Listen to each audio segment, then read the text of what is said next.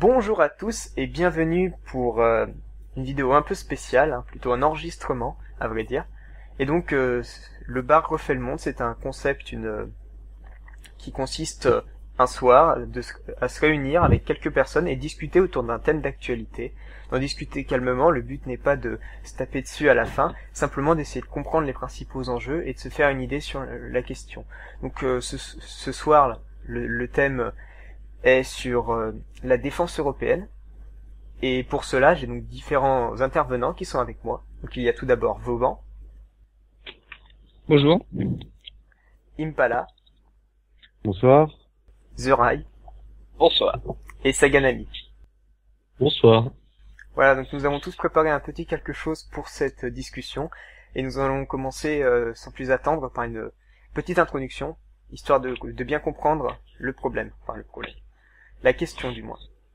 Donc en 1992, le traité de Maastricht prévoit une politique étrangère et de sécurité commune, la PESC, voilà, qui dresse les bases d'une future entente européenne sur le plan militaire. Et pas seulement, d'ailleurs, puisque ça s'intéresse aussi à la police et toutes ces institutions civiles.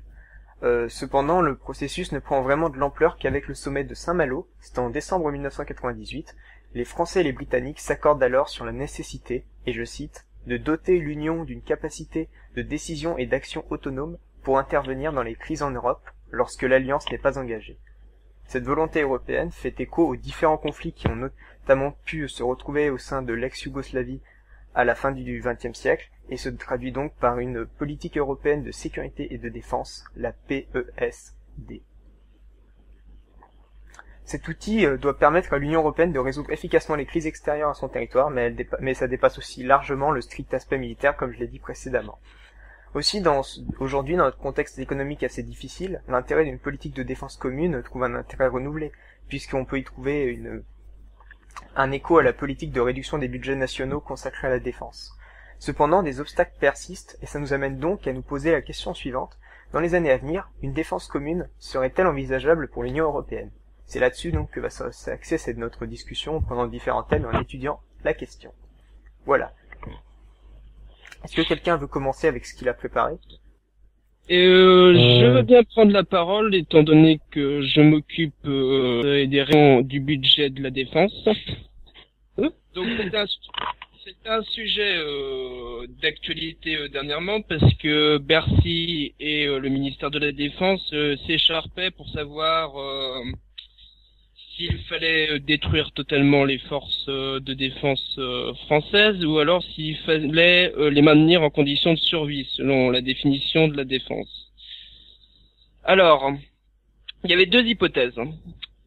L'hypothèse du ministère de l'économie qui prévoyait la disparition de 50 000 emplois dans les armées et de 50 000 autres dans l'industrie de la défense et la mise sous cocon du porte-avions Charles de Gaulle, la renonciation de plusieurs appareils de la défense aérienne, la fin de la série des Rafales, etc.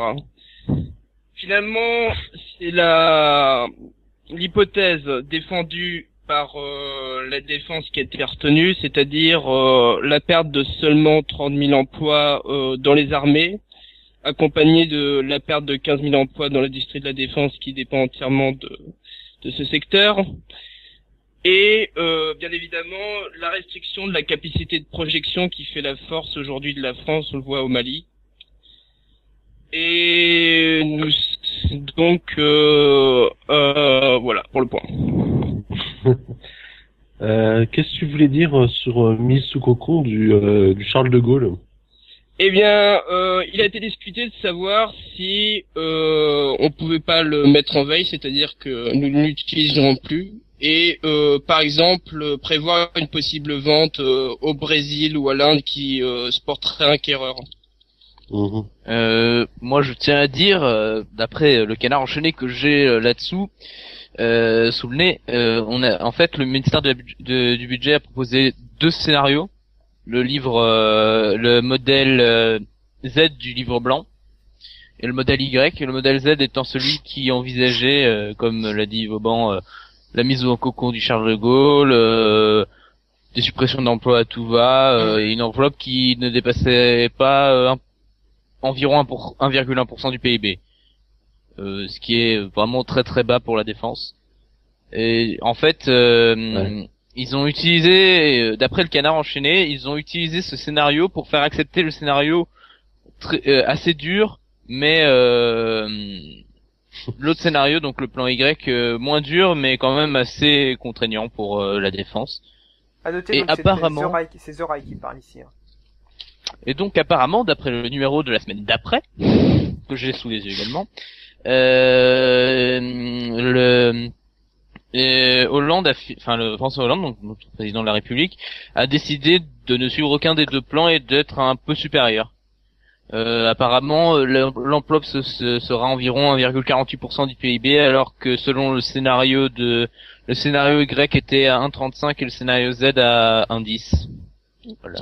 En fait, ce qu'il faut savoir, c'est que le scénario Y était considéré par la défense comme la ligne rouge à ne pas franchir, car après, il y avait la perte totale de plusieurs des fonctions actuelles de notre armée.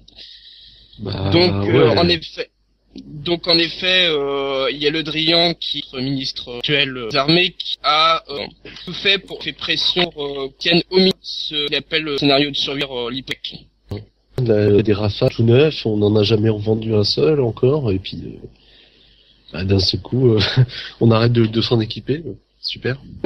Ce serait vraiment mais si tu veux faire de la précision, il y a les Rafales bien sûr, mais il y aura aussi la fin d'une partie de nos frégates actuelles, et toutes neuves aussi là, de nos sous-marins nucléaires et de nos hélicoptères de combat. Il y en a qui pensaient aussi le projet des AM 400 ou 40, je sais plus, j'ai un doute, qui aurait été 400, qui aurait été totalement mis à la trappe, un grand projet Airbus co-européen. Ça fait longtemps, il a tellement de retard que on l'attend depuis des années. Et c'était un avion gros porteur, voire ravitailleur, je sais plus. Enfin, en tout cas, gros porteur. C'est l'équivalent européen du Hercule C360, je crois. C'est pour le déploiement des troupes. Donc en fait, il fait pas officier, j'ai dit une connerie. Je pense qu'il pourrait le faire aussi, mais à la base, c'est surtout pour la projection. Et pour revenir, vous avez parlé de la suppression ou de la réduction du nombre d'hélicoptères. Donc là, c'est Impala qui parle. N'hésitez pas à préciser qui vous êtes, parce que... Donc en apportant un projet qui est toujours d'actualité, avec les Allemands qui l'hélicoptère Tigre, il me semble. Donc c'est un projet commun. Oui, ça doit être celui-là qui a un hélicoptère à la pointe de la technologie, qui rivalise avec les hélicoptères de combat américains, et qui est quand même le fleuron de la flotte de l'armée de l'air en tant qu'hélicoptère européen. Surtout qu'on arrive à le vendre, celui-là. Ouais, c'est parce qu'il est à moitié allemand. Comme les Rafales. C'est Eurocopter, la boîte ferrée de Beyrouth qui les fabrique. Mais il n'y avait pas eu un scandale avec non, j'ai une connerie, c'est avec une société italienne. Enfin bon, donc... Mais c'était des hélicoptères aussi. Non, je crois pas. Si, c'était une vente qui avait été faite à l'Inde, des hélicoptères fabriqués par une société qui dépendait de l'Italie, mais bon, à la finale, c'est un peu embrouillé toutes les entreprises de la défense européenne, et il y a eu des commissions, de la corruption, finalement l'un ne s'est pas porté à cœur, et il y a un procès, il me semble. D'accord. En fait, autrement, un point important, c'est par rapport aux pertes d'emploi finalement, parce que il y a les pertes, bien sûr, la réduction du nombre de régiments, donc du nombre d'hommes. Il y a aussi les conséquences sur l'industrie de l'armement française, qui est quand même quelque chose d'important. Par exemple, si on prend nos forces spéciales, qui ont une cellule de développement assez importante, ils font fonctionner 109 PME dans toute la France. Actuellement, d'ailleurs, ils fêtent leurs 20 ans et ils ont prévu de faire une manifestation, ce qu'il appelle le SOFINS, qui regroupera toutes les PME et la présentation et le développement des équipements qui ont été étudiés et qui ont été construits par ces PME. La destruction du budget de la défense entraîne fatalement la perte d'emplois dans ces groupes finalement. Et ça peut avoir des conséquences jusqu'à la fermeture de groupes d'experts qui est de toute façon prévue. Et justement, quel est donc comment se place la politique européenne au final, puisque c'est là notre sujet, par rapport à la France justement qui là réduit son budget de la défense, ses emplois, etc. Comment on se place donc par rapport à est-ce qu'on ce serait davantage pour se tourner finalement vers la défense commune, ou simplement une volonté de diminuer le budget de la défense sans apporter, on va dire, de contrepartie? Il me semble qu'on est passé en dessous des 2% du budget. C'était en 2008 ou en 2007, c'était sous Nicolas Sarkozy, je pense. C'est assez récent finalement. Ça ressemble plus à une réplique à la crise en fait. Voilà, on se met au régime pendant la crise et puis après peut-être que ça redémarrera. J'ai l'impression que c'est plus ça qu'un abandon réel de compétences. Même si ça peut entraîner un abandon de compétences, comme tu dis, avec les équipements des forces spéciales. Si jamais elles mettent la queue sur les dents, ce sera des pertes sèches. PME qui sont spécialisées. Et en plus, les PME s'écroulent, il n'y aura plus le savoir-faire en la matière. Et surtout, par exemple, on parle des PME, mais il y a aussi des villes. Je sais, par exemple, qu'à Brest, c'est tu réduis les effectifs, t'as les militaires qui perdent des emplois, mais tous les gens qui bossent à l'arsenal, la marine, c'est même pas un tiers des effectifs qui sont en mer. Il y a tout le soutien logistique derrière. Ouais, et puis on peut aller plus loin. Là où sont implantés les régiments, quand c'était ils font vivre toute l'économie du coin. Moi, je sais, la caserne elle a fermé à Laval, c'est mort. Hein. Voilà, c'est une perte sèche pour tous les commerçants. C'est une catastrophe. Mais comme à Draguignan, qu'est-ce qui se met en place à l'échelle européenne, parce que là on voit à l'échelle nationale réduction des budgets de défense, etc. Mais est-ce qu'au final on peut pas imaginer par exemple que la meilleure coordination à l'échelle européenne compenserait entre guillemets l'ensemble? Alors, à mon avis, c'est pas pour une affaire d'économie. Ce serait assez utopique. Ce serait l'idéal, bien évidemment, mais de toute façon, je suppose que on a quelqu'un a préparé quelque chose sur la défense européenne. Bien sûr, parce que c'est notre sujet, donc on voit la défense européenne. On peut faire une transition justement. Ou alors on peut passer aussi à l'armement nucléaire, qui est quand même une part importante du budget de la défense. Ouais, on peut faire ça. Alors moi, je m'étais surtout intéressé encore une fois aux finances. Alors je vais écourter un petit peu l'article que j'avais. Alors c'est un article du Figaro qui est disponible sur le Figaro magazine sur internet. Donc c'était en réaction à la déclaration de Michel Rocard qui annonçait que ça nous coûtait 16 milliards par an. Et que c'était trop, quoi, et qu'il fallait renoncer à notre dissuasion nucléaire, qu'on n'avait pas les moyens, tout simplement. Et en fait, il tente de décortiquer combien coûte la défense, la dissuasion nucléaire française, et on arrive plutôt à 4 milliards. Donc 4 fois moins. Mais en fait, c'est assez compliqué parce que ça fluctue pas mal. Par exemple, le budget, actuellement, le budget, il est à 3 milliards d'euros, alors que en 2005, il était à 3,5 milliards d'euros.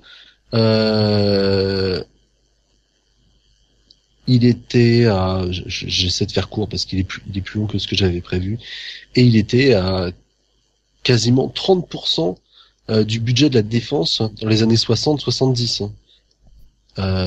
Donc, en fait, il a beaucoup diminué, et on peut seulement dire que il représente une moyenne depuis il a dit que la France a une dissuasion nucléaire de 5,2 milliards d'euros par an. C'est une moyenne. Alors après, il y a des limites à ce raisonnement-là. Par exemple, le Charles de Gaulle, une année, il va être inclus comme une force de projection, une autre, il va être inclus comme faisant partie de la dissuasion nucléaire parce qu'il peut projeter des rafales qui portent nos bombes de force de dissuasion. Donc c'est extrêmement compliqué de vraiment calculer tout ça. Pareil, ça dépend des sorties en mer de nos sous-marins d'attaque nucléaire. Il y en a toujours un en permanence autour du globe qui fait une patrouille.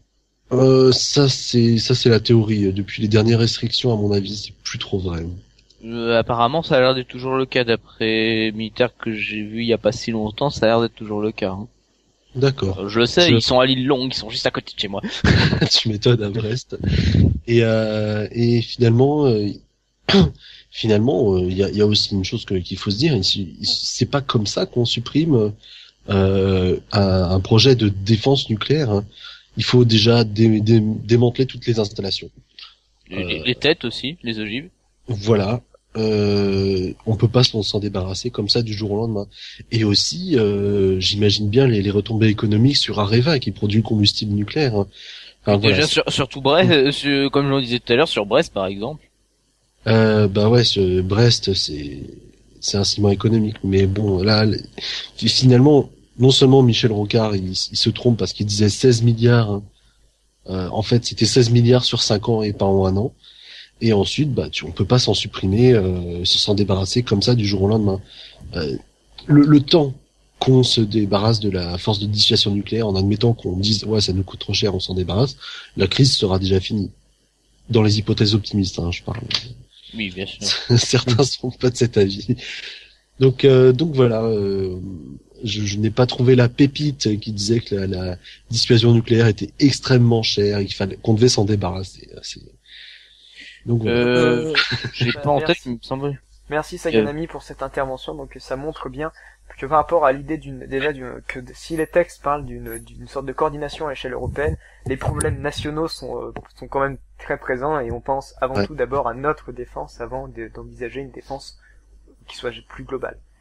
Alors surtout que dans la défense européenne, bon j'ai pas fait de recherche là-dessus, mais ça va être assez compliqué. Déjà on a plusieurs défenses européennes. On avait normalement Follet est pas avec nous, mais il devait parler d'une coopération avec les Anglais par exemple.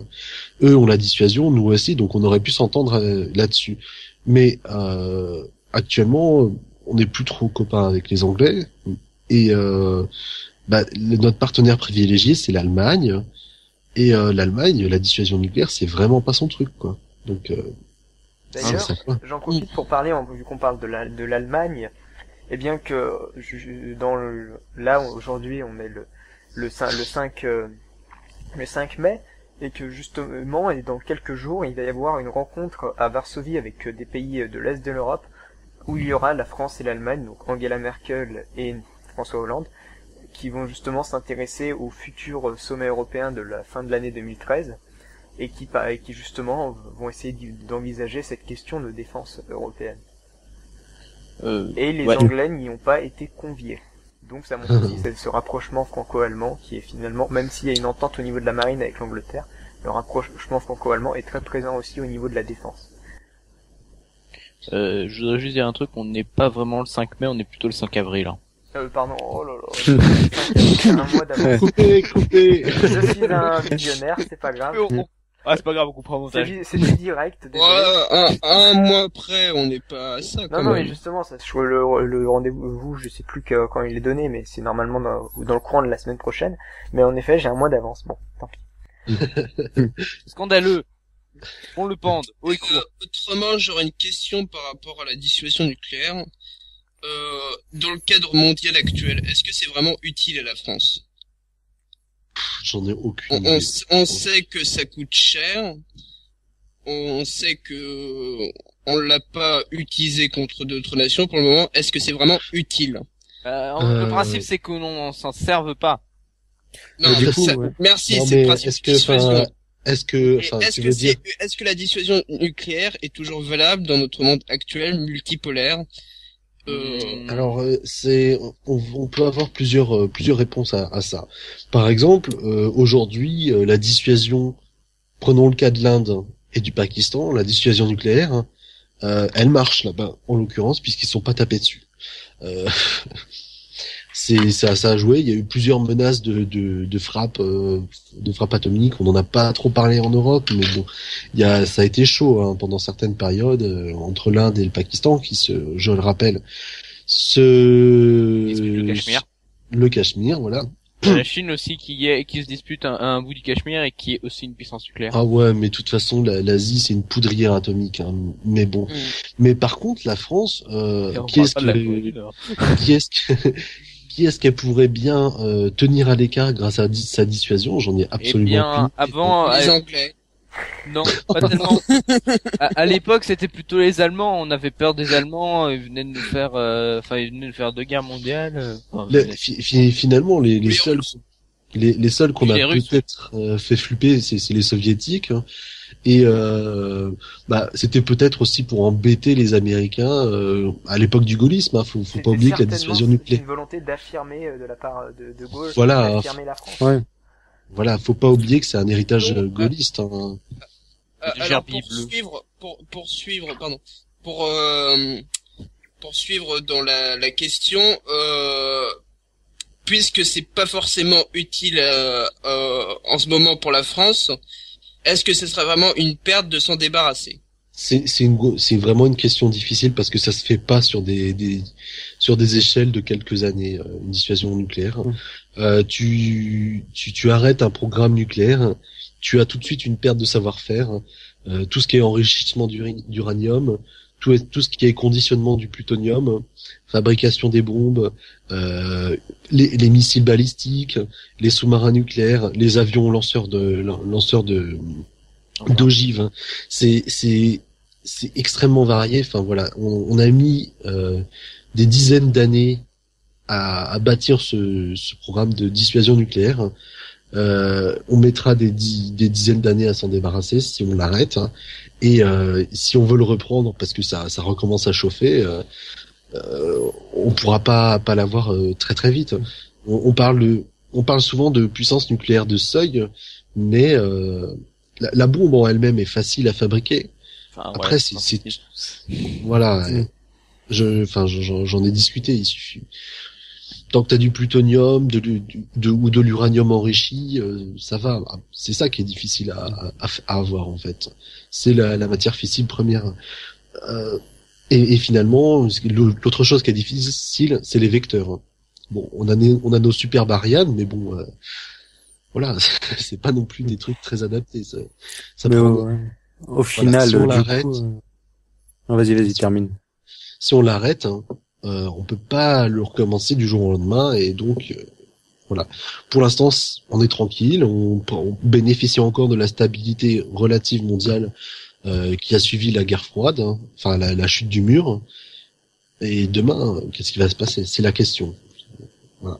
On pourrait se poser la question avec la Corée du Nord qui fait actuellement joujou. Mais bon, ils font ça chaque année. Oui, mais ça ne fait pas partie du sujet. Nous risquerions de partir dans d'autres digressions. Il vaut mieux rester. Bah justement, c'était Cameroun qui, il y a pas longtemps, justement, à la question est-ce qu'il faut arrêter le nucléaire, il a dit et avec des menaces comme la Corée du Nord, on doit garder le nucléaire en Grande-Bretagne. Cameroun. Oui. Ouais, mais bon, Tout le monde sait que Cameroun est un grand géostratégiste. Ouais. Les gens, ils me font assez marrer avec tout ce qui est dissuasion nucléaire. Le cas iranien et nord-coréen, franchement, j'ai l'impression qu'ils crient un peu au loup quand même. Ça a toujours été comme ça. Ouais, mais il y a des signes qui indiquent que il n'y a pas vraiment volonté de se doter d'un programme nucléaire en Iran en tout cas. Ouais, enfin bon, de toute façon, revenons-en plutôt au cadre européen, à la France, à l'Europe déjà. D'un point de vue de la défense, on a déjà beaucoup de matière à étudier, donc on va éviter d'aller trop voir ce qui se passe dans le reste du monde, même si cette mention des autres puissances nucléaires était tout à fait judicieuse. Ouais, j'aimerais poursuivre sur le nucléaire au niveau de l'Europe, sans arrêter tout un programme, est-ce qu'une réduction ne serait pas envisageable si chaque pays européen possédant la bombe est sur une entente on n'est que deux, hein. Simultanée. On n'est que deux. Bah, il y a que les États-Unis, les Royaumes-Unis et la France à avoir la bombe. Et encore, les Anglais sont en train de partir de l'Europe, donc on sera bientôt tout seul. Donc voilà. Après, est-ce que c'est vraiment utile de garder 300 ogives, sachant qu'on a essayé de l'Europe à la limite, enfin de l'Union européenne du moins, évidemment. Oui. Il ne faut pas confondre l'Europe et l'Union européenne, c'est une réduction un peu trop hâtive. Eh bien, si on se retrouve le seul pays, si l'Angleterre décide de quitter l'Union européenne, je pense qu'il est important de garder au moins un pays comme ça qui a une puissance de dissuasion nucléaire. Sait-on jamais, c'est toujours... surtout, je veux pas faire le cynique, mais si nous sommes le seul pays dans l'Union européenne capable d'avoir cette capacité-là, si jamais il y a vraiment une crise grave nécessitant d'avoir ce genre de matériel, ça peut mettre la France en position de force par rapport aux autres pays européens. Oui, c'est sûr. Rien que la posséder, ça nous donne un poids diplomatique et politique important au sein de l'UE. Voilà. Ça, on peut pas le nier. Après, il y a toujours les pays qui ont officiellement l'arme nucléaire. Hein, c'est quand même les 5 membres du Conseil de sécurité, le club nucléaire, comme on dit. C'est les 5 membres officiels. Ensuite, il y en a eu 4 autres qui sont entrés plus ou moins sans ils sont pas vraiment officiels parce que soit ils ont pas signé le traité de non-prolifération, soit ils ont pas déclaré qu'ils avaient un arsenal, tout simplement. Ils ont juste alors il me semble que c'est l'Afrique du Sud, l'Inde, le Pakistan. Le Pakistan, oui, et je cherche le dernier. Israël. C'est tout récent. Non, c'est pas vraiment Israël que je cherchais. Si, c'est Israël. Et la Corée du Nord, elle est pas officielle aussi. Bah, elle a la bombe, c'est sûr. Mais, elle a pas les vecteurs de missiles, ce genre de choses. Oui. C'est compliqué. Ils ont tous des statuts différents, mais, voilà. Enfin bon, c'est pas le sujet. C'est quoi la suite? Eh bien, qui a une autre petite préparation? Moi j'ai préparé un petit truc. Donc, je vous lirai peut-être pas parce que j'ai pris 2 articles qui sont un qui est assez court mais l'autre qui est relativement long et en eux-mêmes sont pas forcément intéressants, mais c'est plutôt leur analyse. Donc les précédentes tentatives de créer une force armée commune sont mitigées et aussi entre la réussite et l'échec. Autant les actions de l'ONU et de l'OTAN ne font pas l'unanimité, car limitées par la juridiction internationale, comme ce fut le cas notamment avec l'épisode des Balkans. Donc ça montre déjà, c'est un premier exemple qui montre la limite d'une armée commune.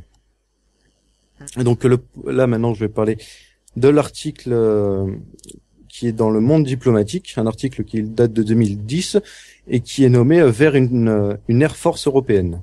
Point d'interrogation.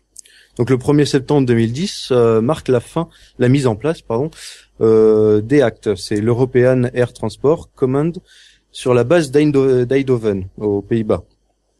Et ça correspond à un partenariat entre les armées de l'air allemandes, belges, françaises et néerlandaises.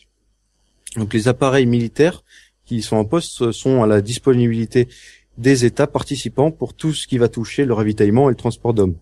Donc une initiative qui est limitée car les appareils dépendent toujours de leurs bases respectives pour l'entretien et la formation.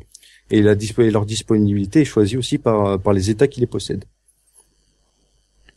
Donc la flotte qui serait mise pour emploi dans le pot commun s'annonce importante. Donc on a 13 aéronefs à long rayon d'action, donc des Airbus A330, A310 et A340, quelques ravitailleurs à 310 ou à 330 MRTT, une centaine d'appareils de transport tactique, des Transal, des Hercule, des CASA, pour un total de 70 000 heures de vol qui seraient ainsi mis en commun sur une année. Donc ce qui représente plus de la moitié du potentiel total des 4 pays membres en matière de transport militaire.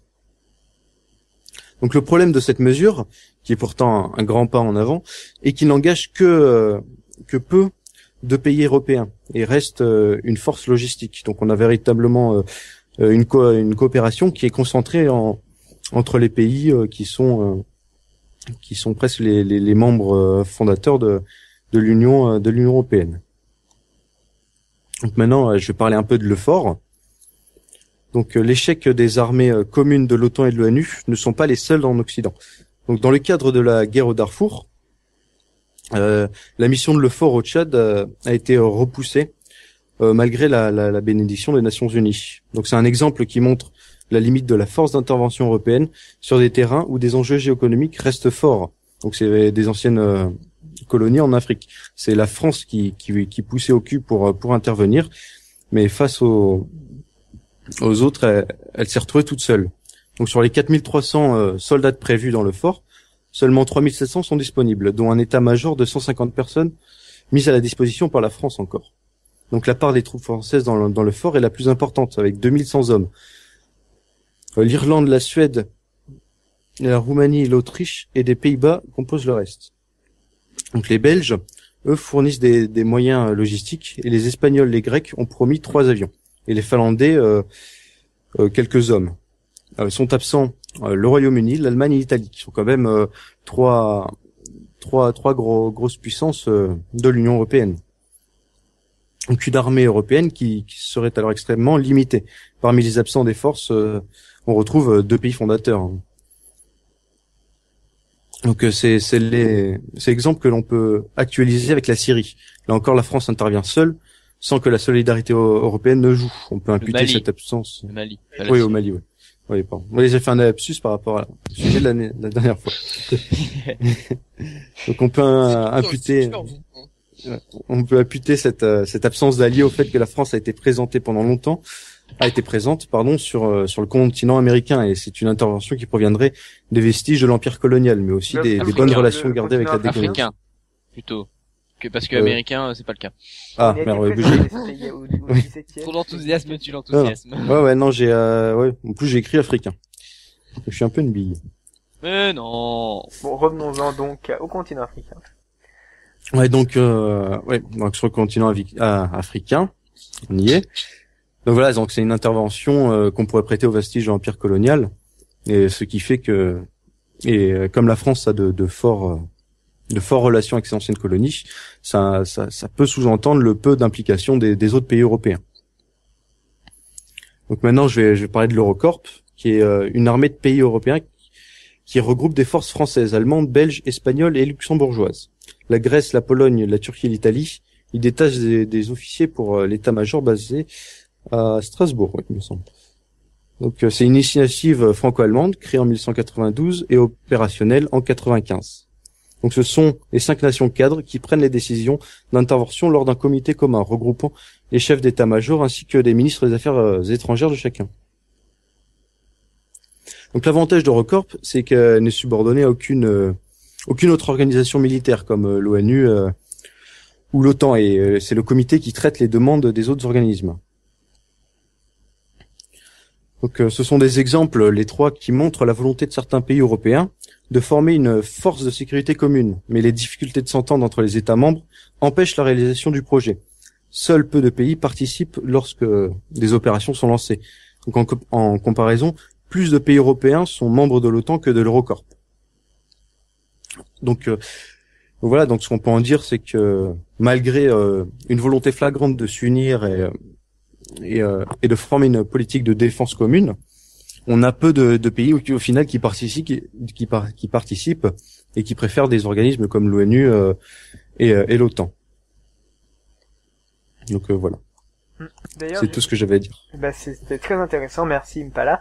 Moi j'ai un petit correctif à faire, c'est par rapport à ma magnifique erreur, mon lapsus, où je donnais en mai, alors qu'on était même pas encore en mai, enfin, ça n'a pas grande importance. Et en fait c'était en mars j'ai regardé, c'était en mars 2013 qu'il y a eu cette rencontre entre François Hollande. En fait elle est déjà passée. Angela Merkel, oui, c'était Angela Merkel et oh là là là là, ça va pas du tout, toi.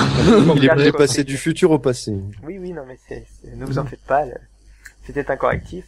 Et justement, à ce sujet, j'ai trouvé un petit article de lepoint.fr qui en parlait. Donc, à part si quelqu'un veut d'abord passer avant moi, mais sinon je peux à la limite... on va peut-être... on va peut-être réagir sur ce qu'a dit Impala. Oui. Ouais. En fait, si je comprends bien, il y a eu deux projets qui ont vraiment eu une portée. Il y a eu le projet d'armée de l'air commune. Ouais, qui est toujours en vigueur. L'article date de 2010. Ouais. Et le fort. Le fort, c'est comment dire, c'est un terme général pour parler d'une mission de l'Eurocorp ou de l'Eurofort. Donc c'est vraiment l'Eurocorp qui se rapproche plus d'une armée européenne. D'accord. Mais alors, j'ai l'impression qu'ils ont deux façons de fonctionner différentes. L'Eurocorp ou l'Eurofort, ils sont plus dans on intervient, qui vient, et après on se coordonne. Alors que l'armée de l'air, c'est vraiment une mutualisation des travaux. Bon, il y en a un qui fournit les AC-130, il y en a un qui fournit les chasseurs Rafale, etc. Et du coup, là, c'est vraiment une mutualisation. Dans le cadre de l'Eurofort, chaque pays a sa propre armée indépendante et peut la mettre dans l'Eurofort ou dans sa défense nationale, alors que dans le cadre de l'armée de l'air européenne, je sais plus comment tu t'as dit que ça s'appelait. C'était, je sais pas, c'était juste le titre d'article qui parlait d'Air Force européenne, c'est l'EACT, l'European Air Transport Command. Les actes, hein, bah là, du coup, c'est un projet complètement commun. Voilà, et du coup, bah, on a les deux visions de la défense. C'est Cuirassier qui en parlait, je crois. On a les deux visions de la défense et après, il faut voir laquelle peut être la plus avantageuse. Bah, les actes, déjà, c'était juste, ça se cantonnait au transport logistique, c'est-à-dire d'hommes et de matériel, et ça a été utilisé, notamment, on mettait des avions à disposition, par exemple des Pays-Bas qui avaient un contingent en Afghanistan, c'était l'ISJ, je crois, donc après je sais pas trop ce que ça veut dire, et donc ils profitaient de cet accord pour envoyer avec des avions allemands, belges ou français. Mais c'est pas étonnant finalement que le fort elle est entre guillemets capotée, parce que nous, la France, on est une armée qui a une capacité de se projeter, alors que c'est pas du tout le cas de l'Allemagne. C'est pas le cas en ce moment de la plupart des pays de l'Europe d'ailleurs. Ouais, oui. Mais on a envie de le faire nous. Si on avait le A400M, on aurait pu y aller tout seul au Mali. Hein. Oui. Mais d'ailleurs, non, ce que je veux dire, c'était par exemple en cas de projection de moyens aériens et compagnie, nous on a Charles de Gaulle. Les Anglais normalement ils auront le Queen Elizabeth l'an prochain ou cette année, je sais plus. Bientôt un nouveau Prince of Wales. Le Charles de Gaulle, la catapulte, elle est encore en panne, non? Non, c'est un entretien programmé qu'ils font. D'accord. Ouais, mais enfin, quand l'Allemagne et l'Italie, je veux bien comprendre, mais quand tu vois que le Royaume-Uni est pas capable d'intervenir au Darfour, au Tchad, pour protéger les populations qui subissent la guerre. Ça c'est parce que l'Angleterre agit toujours quand il y a un intérêt. Exactement comme la France le fait la plupart du temps aussi. C'est le Mali, j'ai l'impression que c'est vraiment une exception en fait. C'est une exception. Il y a quand même Arriva qui est dans le pays à côté, hein, qui exploite son uranium. J'y crois pas. Et ça fait partie du précaré français. Même indirectement. À part que ça fait partie du précaré, je crois pas du tout que la protection des mines du Niger ait motivé une intervention au Mali.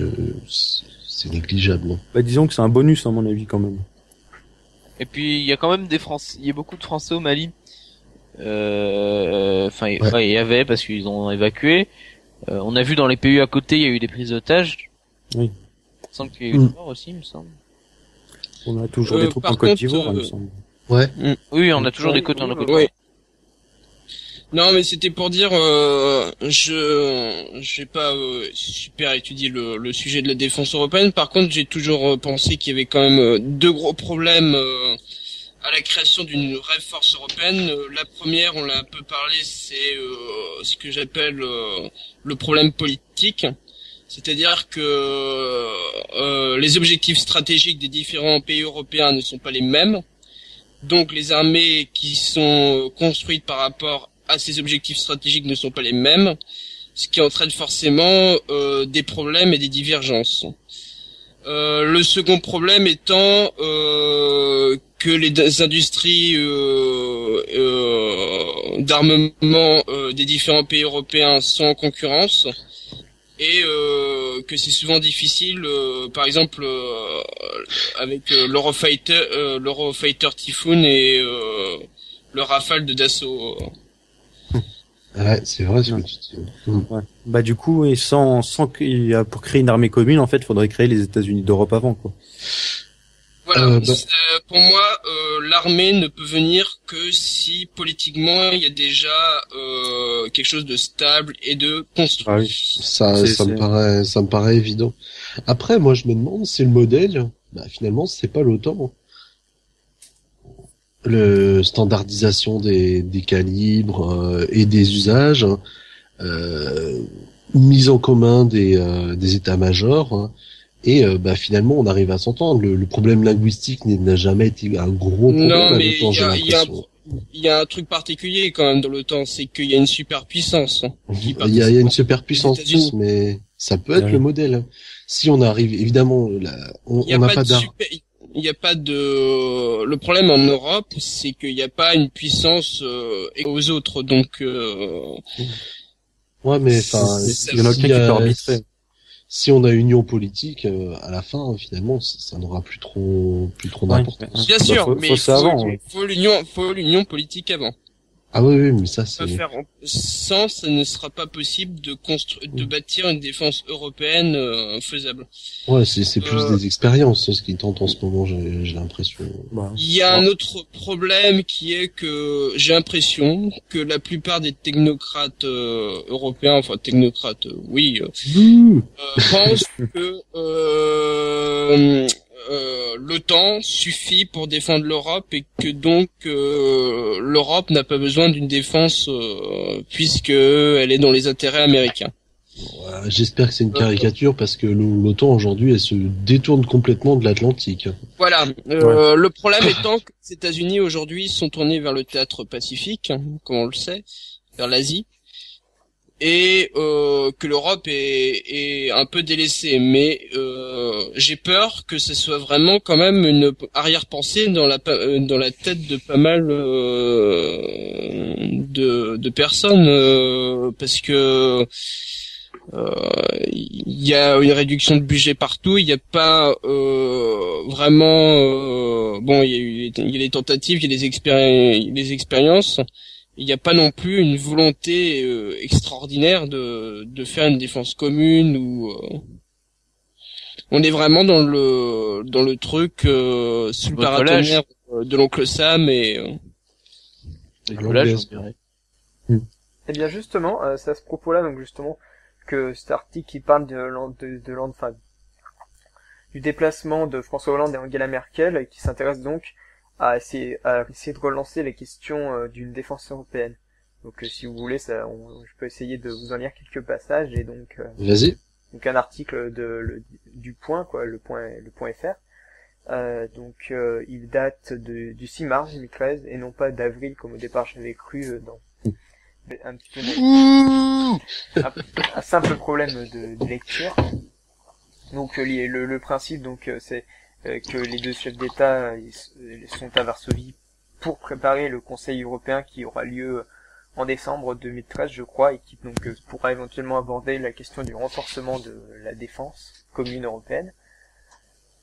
Et donc, pour lire quelques passages, eh bien, donc par rapport déjà au but de cette réunion, donc l'article nous dit qu'il s'agit d'identifier les lacunes capacitaires de l'Europe de la défense en tirant les leçons des opérations menées ces dernières années en Afrique ou dans les Balkans. Il s'agit aussi de poursuivre la réflexion sur une base industrielle et technologique de défense commune, considérée à Paris comme un enjeu d'indépendance technologique. Donc donc on a aussi un chiffre, 1,6% du PIB de l'Europe consacré à la défense. Bon, ça c'est le global. Et donc cet article du Point qui nous permet de voir qu'il y a quand même notamment en France, une certaine volonté d'essayer d'élargir cette défense à l'Europe.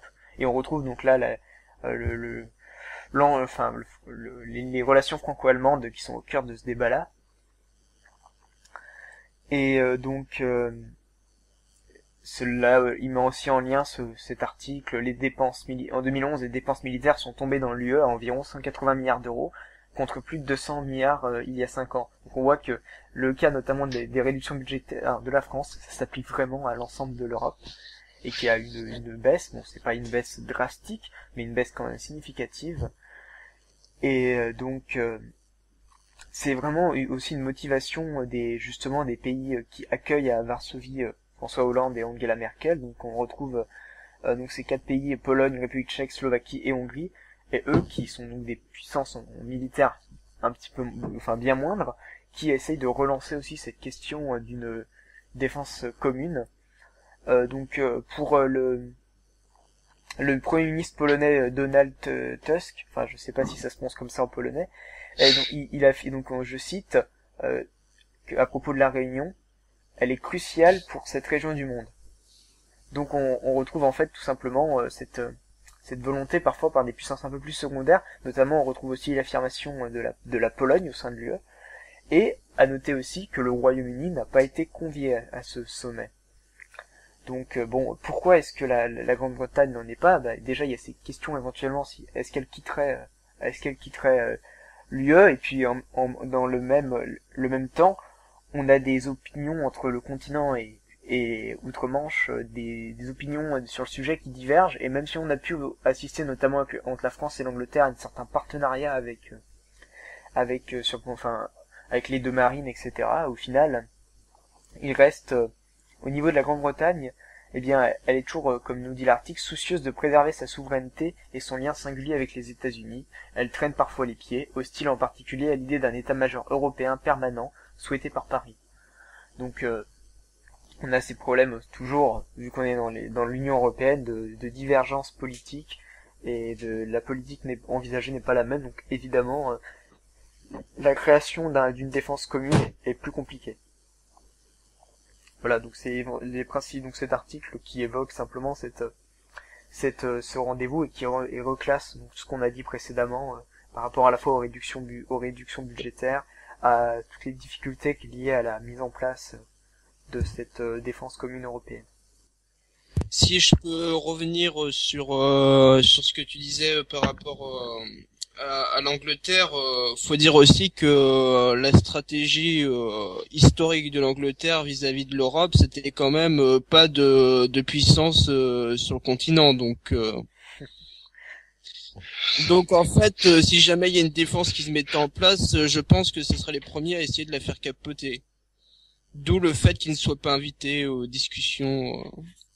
À mon avis, je pense que c'est peut-être aussi à cause de raisons, disons, européennes, à travers la Manche, d'une manière générale. Il y a beaucoup de tensions entre Bruxelles et l'Angleterre en ce moment. C'est déjà aussi un éloignement qu'on peut avoir chez les pays nordiques, comme la Suède et la Norvège, qui sont très timides en Europe, mais pas qui explosent, mais qui sont beaucoup plus extravertis aux Nations Unies. Et ça, c'est vraiment sur ce point-là, ils rejoignent l'Angleterre. Et d'ailleurs, pour continuer sur l'opposition de la création d'un état-major européen permanent, c'est un peu bête, parce qu'il y en a déjà des états-majors supra-européens, et ça les dérange pas plus que ça. Donc c'est surtout pour nous embêter. C'est vrai, il y a l'OTAN, c'est ça. Bah oui. Autrement, ce que je voulais dire, c'est par rapport revenir sur le 1,6% du PIB, parce que je pense que tout le monde a en tête, je crois que c'est l'OTAN qui disait une défense pour être entretenue par un pays développé devait être autour de 2% du PIB. Donc on est encore bien en dessous, même si c'est au-dessus de ce que prévoit la France ces temps-ci, mais c'est il me semble un peu artificiel. Ça doit dépendre aussi des pays développés en question. Bon, c'est sûr que 2%, tout le monde disait que c'était le chiffre à pas passer en dessous. C'était des enjeux même pendant la dernière présidentielle, hein, on en avait parlé de ça. Moi, j'aimerais qu'on... Vas-y. Après, à noter, bon, les États-Unis, là encore, d'après cet article, 5% de la défense, dans le PIB, quoi. Ah bah ouais, 5% est dans le PIB, c'est pas plutôt l'inverse. T'as dit 5% de la défense est dans le PIB. Non. Le 5% du PIB est consacré à la défense, décidément, moi, ce soir. Il est minuit, tout va bien, Maxime, tout va bien. Bah bon, bah, voilà, on remarque, c'était juste ça, désolé, Saganami. Finalement, j'aurais dû me taire si c'était encore pour raconter. Non, mais vu le budget hallucinant de la défense des États-Unis, ça aurait pas été étonnant que ce soit le contraire non plus. Mais bon. Non, moi je voulais qu'on parle de la Russie, parce qu'aujourd'hui c'est une force avec qui compter en Europe et particulièrement qui attire nos artistes célèbres. Non, mais même au-delà de ça, depuis le 18e siècle, c'est pas un souci. Prenons une problématique qu'on a eu vraiment, c'est le retrait d'Afghanistan. Alors je sais plus quel choix a été fait. Il y avait un passage par la mer, hein, où on devait s'arranger avec le Pakistan, qui était très dangereux, ou alors sinon c'était un passage par la Russie, ou alors qui nous passent leurs avions. Sur le premier fournisseur de gros porteurs. Voilà. Super cher. Ouais, en même temps, ils ont des sacrés avions aussi, hein, faut dire. Et c'est pas tout à fait faux, effectivement. Enfin voilà, c'était un partenaire pour le retrait d'Afghanistan, c'était un partenaire incontournable à ce moment-là. Enfin voilà, aujourd'hui, avant on pouvait dire ouais, on peut ignorer la Russie, c'est pas grave, c'est devenu le tiers-monde depuis la chute de l'URSS. Hein. Maintenant, c'est plus du tout le cas. La Russie est de retour. Et pas que grâce à Poutine entre guillemets, hein, c'est l'image qu'il veut se donner, mais bon, la Russie, elle est de retour. Ouais, on essaie de leur vendre du Mistral. Je savais pas ça. Ouais, si, et ça avait été signé, et puis en fait, il y a un lobby des armes russes qui disent ouais, mais non, mais ça sert à rien, c'est machin, en plus c'est français. Non, c'est surtout que c'est pas russe en fait que ça les énerve. Non, mais en fait, j'ai l'impression, parce que j'ai regardé un peu comme ça la défense de la Russie, j'ai l'impression qu'ils sont en train de faire plus dans le pas le commerce, mais la vente d'armes. Pas que la vente d'armes, il y a une ils sont en partenariat sur pas mal de projets en ce moment avec l'Inde notamment. Par exemple sur l'avion de 5e génération qui risque d'être mis en service bientôt, où en fait ils se sont partagés les objectifs afin de réunir un avion de 5e génération. Celui qui est déjà copié par les Chinois là. Non, c'est le PAK, enfin je vais pas dire de conneries, je crois que c'est Sukhoi 5. Ouais, moi il me semble que c'est plus un Sukhoi. Bon, je suis un peu déçu parce que mon avion russe préféré étant le Sukhoi 47, hein, la flèche aile inversée. Il est trop beau celui-là. Ouais. Il est magnifique. Ouais, mais bon, c'est plus un 4,5. Apparemment, ils ont abandonné l'idée ouais, pour un avion plus conventionnel de 5e génération. Enfin bon, nous allons pas nous étendre non plus trop sur exactement les modèles d'avions russes, parce que on est plus centré sur notre chère Europe. Le Rafale est mieux. Ça ressemble à et si on veut voir une superpuissance sur laquelle versionner, admettons on dise merde à l'OTAN, on en a marre de vous, finalement le grand gagnant ce serait la Russie, et c'est pas non plus les grands modèles en termes de droits de l'homme et de ce qu'on veut faire de notre armée. Qu'est-ce que tu dis? Mais les droits de l'homme en Russie, c'est une histoire d'amour. C'est pas le Poutine, c'est... Ça remonte à Pierre le Grand, c'est magnifique. Ouais, enfin bon. Non, bon, on va pas entrer sur ce débat-là. Non, enfin, voilà, est-ce qu'on peut vraiment s'en sortir seul ou est-ce qu'on a besoin finalement d'un berger, quoi, d'un berger, non, on fait les petits boutons qui suivent. Parce que... D'un protecteur.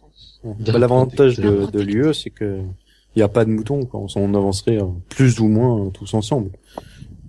Ouais. Le plus ou moins est important. Le plus ou moins est important. C'est sur la Croatie et la Hongrie, on s'en fout un peu, mais... faut plus maintenant, parce que finalement, c'est qui résiste le mieux à la crise en Europe? C'est les pays de l'Est, hein. Faut pas croire. Ils ont pas eu le temps d'investir, ils ont pas eu. Non, mais en même temps, je veux pas dire, mais la Hongrie en ce moment, c'est quand même pas la panacée. Hein. Avec Monsieur Orban au pouvoir. Voilà. À tour de bras. Tiens, ouais. Parlons de ça. D'ailleurs, ce serait un bon tournement pour préparer une défense européenne.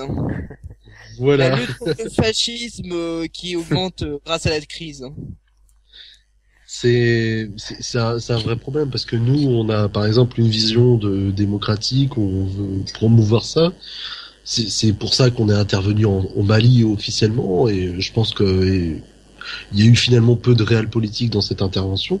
Mais bon, à côté de ça, on a les Anglais qui sont eux à fond dans la réel politique, les Allemands, on sait pas trop. Et on a la Hongrie qui passe au fascisme. Et qui n'est pas la seule, loin de là. Voilà. Ouais. Quelle défense européenne avec autant de divergences? Faut-il attendre une nouvelle crise, peut-être pas juste, je n'espère pas de l'ampleur de la Seconde Guerre mondiale, mais il faudrait pour qu'il y ait un élan européen d'union. Je veux dire, déjà la crise qu'on traverse, elle a explosé les records de 1929 déjà. Donc peut-être.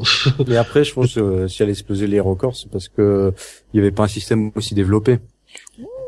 C'est dû à ça, à mon avis. Disons que les échanges en bourse c'est compliqué. Font plus vite, mais en quelques secondes. Mais... Disons que l'avantage qu'on a par rapport à la crise de 29, l'avantage entre guillemets, c'est qu'on n'a pas les pays des empires centraux qui avaient éclaté et qui étaient endettés à mort et qui avaient aucune porte de sortie, ce qui les a conduits au fascisme et au nazisme. Hein. Et puis on était encore un empire à cette époque. Après c'était plus sinon. Non. On était vraiment un empire, je te dis. Non. Bon. Non, j'allais dire que c'était plus une dénomination, mais en fait, non, on avait... Oui, c'est à la fin de la Seconde Guerre mondiale que l'Empire a commencé à se disperser. On a juste perdu les colonies à cause des Japonais, et puis après, il y en a d'autres qui ont voulu faire pareil. Tout ça à cause des Japonais, de toute manière, c'est toujours la faute des Japonais. Ouais, ça faisait un peu de temps. La situation... En même temps, le Japon a été le seul pays entre guillemets occidental au monde à avoir compris le système et s'être occidentalisé pour empêcher les occidentaux de contrôler son territoire. C'est pas faux. Oula, on rentre dans un débat là. Ouais. N'est pas le nôtre. Serait-ce le moment en fait de conclure peut-être vu qu'on l'immigration? Je pense, ouais. Quelqu'un voudrait donner le mot de la fin ou je m'en charge? On est foutu. Voilà, c'est une bonne conclusion. La Corée du Nord va nous attaquer d'une minute à l'autre et maintenant. Déjà,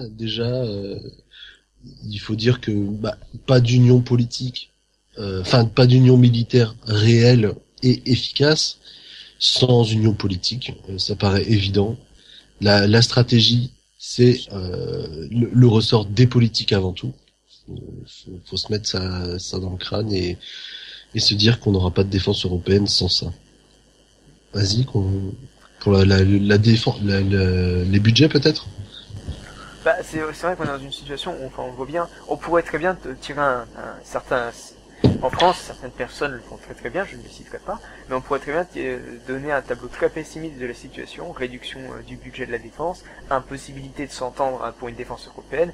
Le but n'est pas non plus, il y a quand même des choses encourageantes, hein. Il y a des promesses, normalement, pour la fin de l'année 2013, hein, on devrait parvenir à s'entendre sur certains points. Après, est-ce que ça va réussir aussi bien enfin du moins aussi plutôt aussi mal que les débats sur l'environnement, etc. ou les sommets sur l'environnement, je sais pas. Oh, m'en parle pas. Mais enfin, il y a des volontés quand même, mais c'est plus, c'est vrai, axé sur quelques États de l'UE plutôt que sur l'ensemble. Donc est-ce qu'on va trouver cette défense européenne, ou est-ce que ça va rester au final des textes très très beaux, mais en pratique difficiles à mettre en œuvre? Je pense que de toute façon l'Europe s'en sortira plus unie de la crise qu'elle n'y est entrée. Et ce sera pareil sur la défense. J'ai envie de croire ça. Mais ça, c'est à la condition si on s'aide mutuellement. Et pour l'instant, c'est pas forcément bien parti. Tout le monde ne se soutient pas. La Grèce, on l'a laissé un peu dans la panade de son côté. C'est vrai que la Grèce nous en veut pas un parti à l'UE d'avoir été ainsi servir d'exemple, rabaissé, etc. Une situation. Non. En fait, c'est sûr que c'est pas grâce à Christine. Hein. On a vraiment soit l'exemple, enfin le cas. Au final, ça nous permet d'être plus unis, on comprend qu'il faut continuer, ou alors au contraire un éclatement européen, mais là ça nous livrerait de nouveau à une situation de guerre totale, enfin ce serait fatal à l'Europe, donc il faut rester optimiste, je pense. Je pense par contre que il faut que l'Europe, je sais pas si c'est le cas, mais je pense que les dirigeants européens devraient prendre conscience de ça, parce que pour le moment on parle beaucoup d'économie, et finalement on parle pas des conséquences politiques de ce qui se passe au niveau économique par rapport à la Grèce, tout ça. Ça peut poser des problèmes dans le futur. On voit la montée des extrêmes un peu partout, et ça peut être dangereux pour le modèle européen unique qu'on veut construire. Oui, c'est compliqué. Oui. La défense européenne s'inscrit donc, comme tu le dis, Vauban, dans une problématique bien plus large au final, et ça montre toujours cette éternelle, on a à la fois d'un côté cette fragmentation de l'Europe, et puis cette volonté de s'unir. C'est toujours cet éternel dilemme qu'on retrouve. L'avenir nous dira comment cela va évoluer. Bon eh bien, je pense que tout n'a pas été dit, mais je pense qu'on a déjà bien fait le tour de toute la question. On va peut-être donc en rester là et se dire à la prochaine pour une future discussion. Réagissez dans les commentaires. Et donc à la prochaine. Et merci d'avoir écouté nos... Merci d'avoir choisi Maxi Verline. Au revoir tout le monde. Ciao. Au revoir. Alors, Kim Jong-un, est-ce qu'il va faire péter tout le monde? C'est le sujet du prochain débat. Donc voilà, la Corée du Nord, c'est véritable chance de nuisance, la possibilité d'une guerre et ce qui se passerait dans ce cas-là, ou tout simplement sa géostratégie très particulière. C'est le sujet du prochain débat. N'hésitez pas à poser des questions, on essaiera d'y répondre pendant notre prochain débat. Et à bientôt dans Le Bar refait le monde.